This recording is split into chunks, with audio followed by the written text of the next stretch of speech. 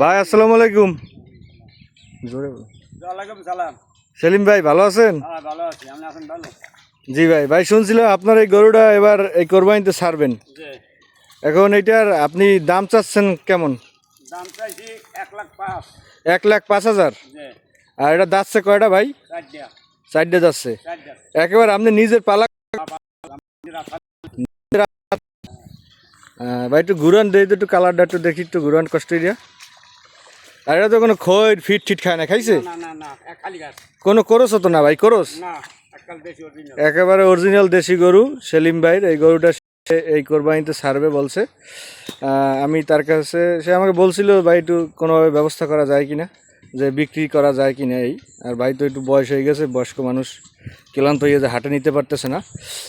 যদি কারো এই কোরবানিতে একেবারে দেশি অরিজিনাল কোনো করস না গরু কেউ চান, এই গরুটা নিতে পারেন। ভাই চাচ্ছে 1,05,000 এবং সেও বলছে যে এটা প্রায় 4 মণ মাংস হইবে।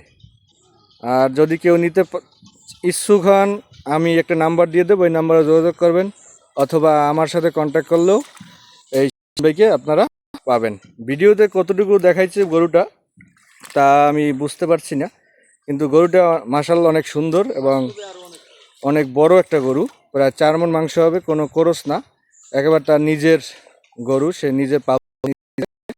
ধন্যবাদ ভাই, থাকবেন সেলিম ভাই, আপনি ভালো থাকবেন। আচ্ছা। আসসালামু আলাইকুম।